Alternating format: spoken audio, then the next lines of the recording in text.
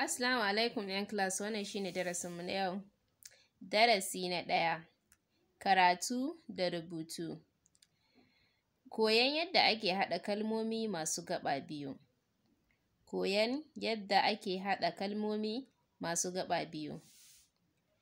Ka plus za, kaza. Ka plus za, kaza. Do plus ki, doki. Do plus ki, doki. Ya plus ro, yaro. Ya plus ro, yaro. Gi plus da, gida. Gi plus da, gida. A plus ku, aku. A plus ku, aku. I plus do, ido. I plus do, ido. Fa plus ra, fara. Fa plus ra, fara. Kwa plus kwa, kwakwa. Kwakwa kwa plus kwa, kwakwa. Ɓe plus ra, ɓera. Ɓe plus ra, ɓera. Ja plus ki, jaki. Ja plus ki, jaki. Han plus nu, hannu.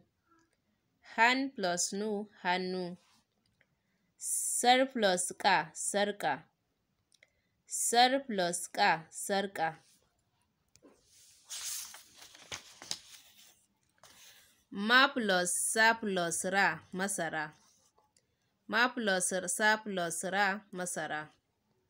I plus gi plus ya, igiya.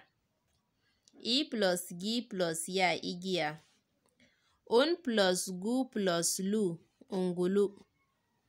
Un plus gu plus lu, ungulu. Ma plus ka plus ran plus ta, makaranta. Ma plus ka plus ran plus ta, makaranta. Tat plus ta plus ba plus ra, tantabara. Tat plus ta plus ba plus ra, tantabara.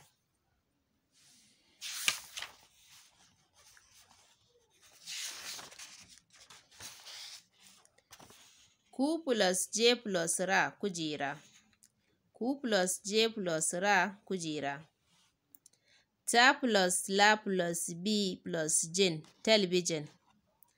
Ta plus la plus bi plus jin, talbijin. So wannan shi ne darasinmu na sai kuma gobe idan Allah ya kai mu.